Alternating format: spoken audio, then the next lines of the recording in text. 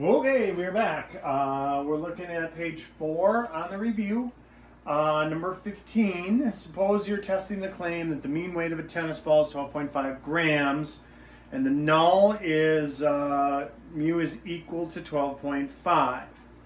For this test, if you commit a type 1 error, you would conclude the mean is not 12.5 when really it is. So a type 1 is when you reject the null when you should not have.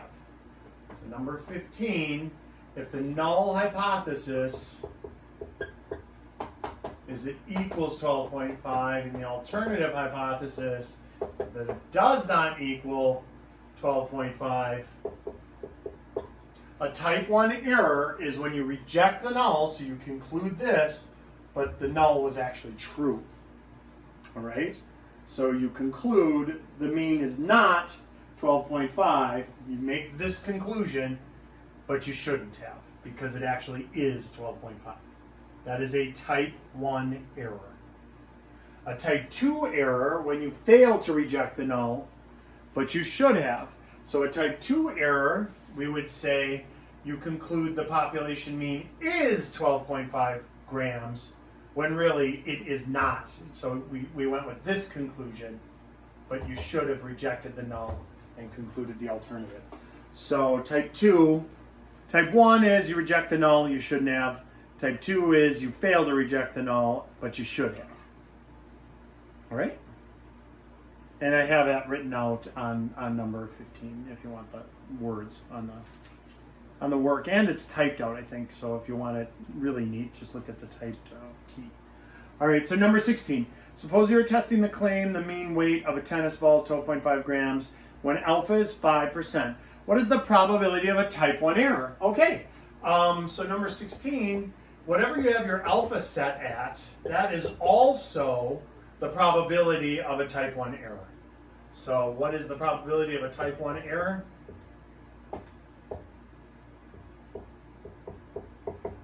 It's going to be 5%. It's always going to be the same as the alpha. Then they said, how could we reduce a type 1 error? Well, you could lower the significance level. That's easy enough, right? If you go from 5% to 1%, now the chance of a type 1 error is 1%. Usually, you can also increase sample size, and that will reduce both type 1 and type 2 errors to a point. There is a saturation point where if your sample size, there's a point where it really doesn't change it at all after a certain number. Okay? All right. So that was page 4. That was quick. So we're also going to do page 5 and maybe even 6. We'll see. So this is page 4 and now page 5. We're doing hypothesis testing. And now, don't freak out about hypothesis testing because it's got 5 parts. Each little part gets graded individually. So if you mess up B or you mess up C, but your stuff is right for according to your mistake on A and B and D and E, you still get credit for it. So it isn't like, oh my God, I just lost 10 points because I made one little mistake. That's not, I grade them each individually based on what you have. All right, so number 17 on page 5 says graduates entering actuarial field earn 40. They earn way more than that. This is really old data. College placement officer feels this number is too low. She surveys 36 graduates entering the actuarial field and finds it to be 41,000. The population standard deviation is $3,000. Can her claim be supported at alpha equals 5%? Use the alternative hypothesis mu is greater than 40,000. Okay, so they even kind of told us the first part of A. The null hypothesis is always what it's always been. So its mean is equal to 40,000. That is the null.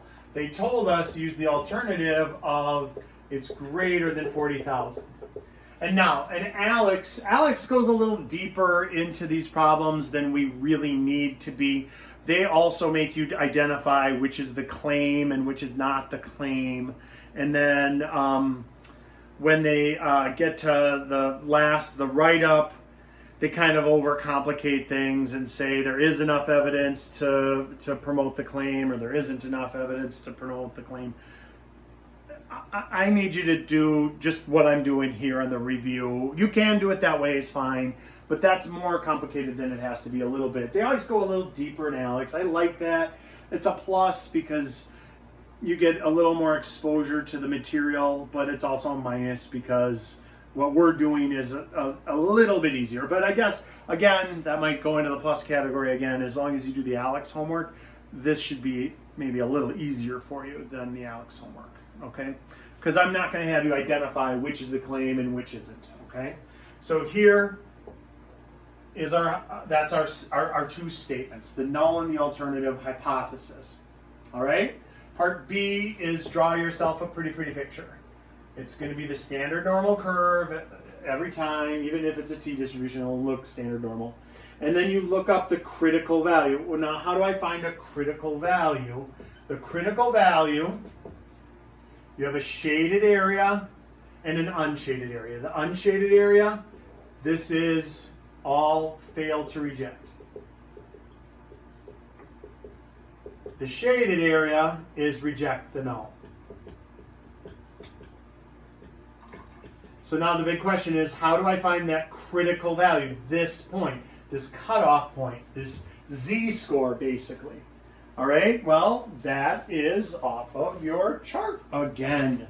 So we go back to table F on the chart and see you have one-tailed test or two-tailed test.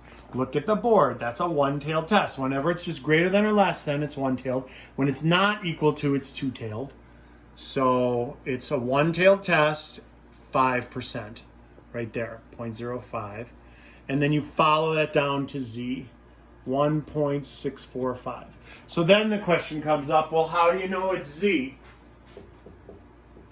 Why aren't we using T in degrees of freedom? Well, anytime you have the population standard deviation, you get to use Z. If they have an S, the standard deviation of a sample, then you have to use the T distribution and the degrees of freedom stuff. All right?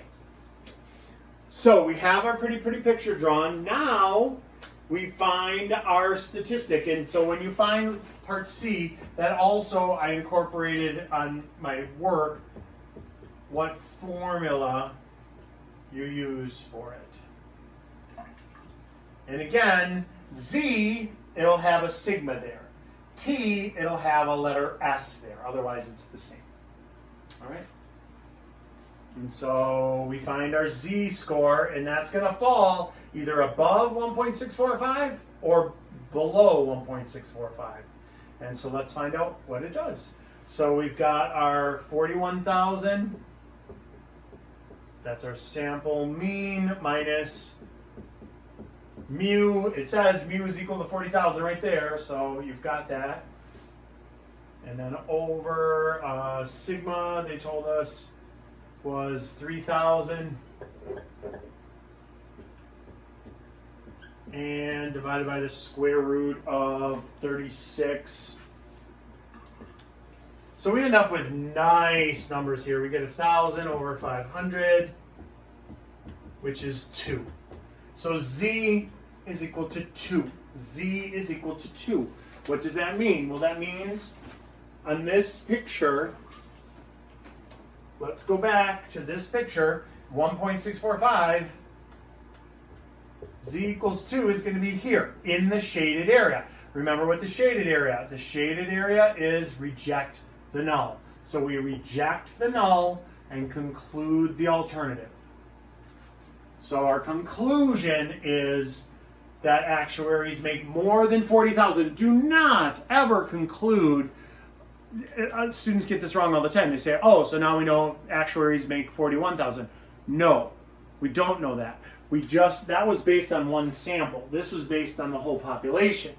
So we just know it's bigger than 40,000 at the significance level we set. So letter D, I kind of jumped the gun there.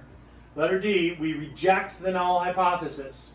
If you're in the shaded area, you reject. if you're in the unshaded, if this would have worked out to be 1.13, it would have been over here, and we would have failed to reject the null and said, nope, still 40,000.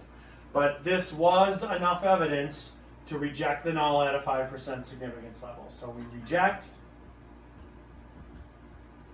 the null at 5% significance level.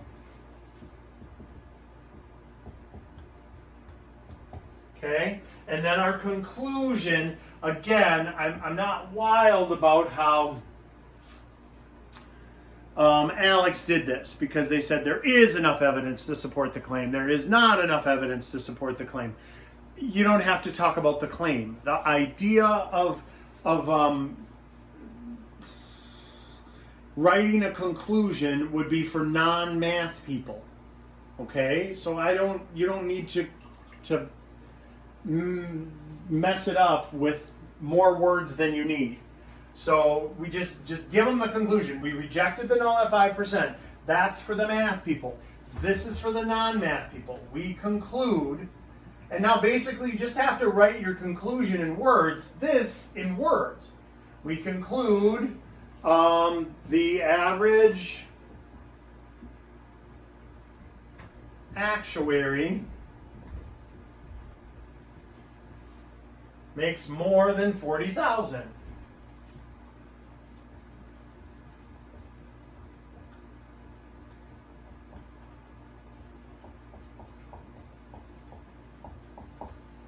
Per year. Okay, so you don't have to say it. Now in Alex, they have you say there was enough evidence to conclude that the average actuary makes more than 40,000 per year. And if that doesn't confuse at all, you can still put that in there. You can still write it up like that. That's fine. But in general, I just want you to write in words either they still make 40,000 or they make more than 40,000. That's, so context of the problem. We're talking about actuaries, and do the write-up, and just keep it simple. All right, let's look at page 6. So page 6 has us examining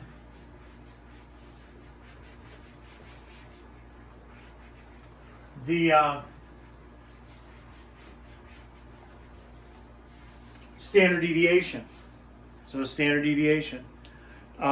So they give us raw data.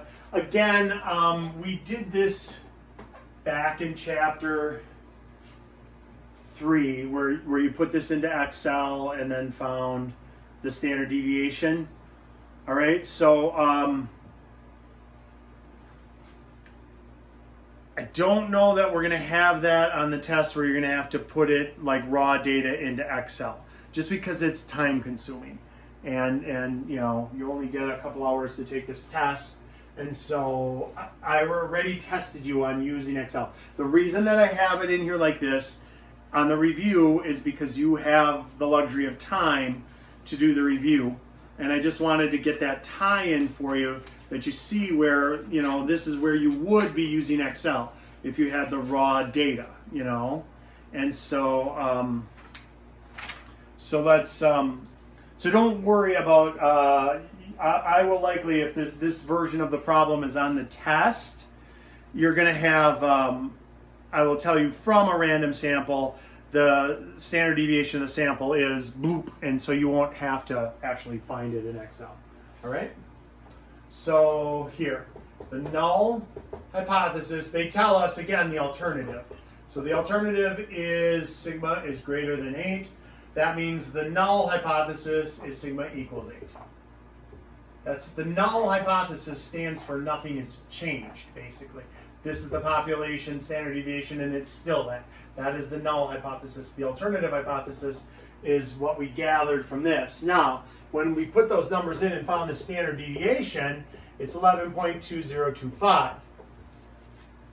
That is bigger than 8, but we have to know, is it significantly bigger than 8 at the 10% significance level? or is it unsignificant? If it's unsignificantly bigger than 8, then we just say, nope, it's still 8. So our significance level is 10%. We're going to draw a picture. This one, it really should be kind of skewed, but I wouldn't grade that. If you just had a standard normal, that would be fine. And so it's, again, a one-tailed test on the top. And so with alpha equal to 10%, and what we need to know, n, is a random sample of 15 days, so that means degrees of freedom would be 14. So we need to know that to find our critical value for a chi-square. This is the chi-square distribution. How do we know to use chi-square? Anytime we're working with variance or standard deviation, we have to use the chi-square. So we're going to find the chi-square statistic. First, let's look up the critical value for 10% and 14. So there's 14 on table G, and then we follow it over to 10%. So 21.064. That's my critical value. And just like before, shaded area is reject the null, conclude the alternative. Unshaded area, fail to reject the null. So we just cross that off and say, nope, it's still 8. All right? So now letter C is find the chi-square statistic. And so to find the chi-square, we're going to use, again, our formula sheet. That is n minus 1 times s squared over sigma squared. And now we have s, that's what we had calculated with Excel, and we have sigma, that is given as the standard deviation of the population. We want to see if this is different enough to make that conclusion at the 10% level. So let's find out. We got 14 times 11.2025 squared over 8 squared. So when you figure that out, that comes out to be 1756.944088 divided by 64. So we get a chi-square statistic. Our chi-square statistic is 27.45. Let's see where that falls on our pretty picture here. That would be right here. So 27.45. This is the symbol for chi-square. I write it out usually because students think that means it's squared. It isn't. It's a chi-square distribution. It's a chi-square statistic. It's not squared. You don't take the square of that or the square root. It's just its name. It's a really dumb name mathematically. Oh well. They didn't consult with me about it beforehand. So that is in the shaded area. We reject the null at 10%.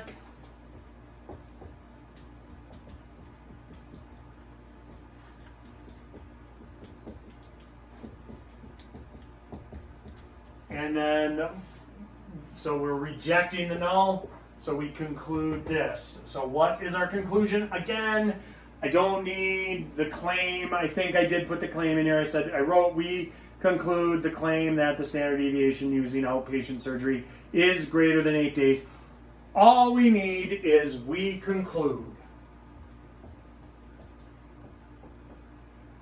the standard deviation for outpatients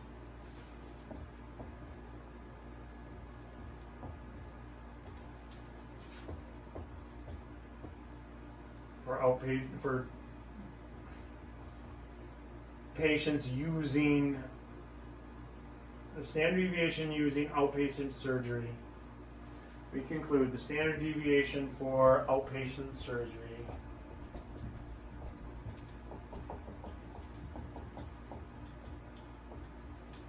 is greater than 8 days.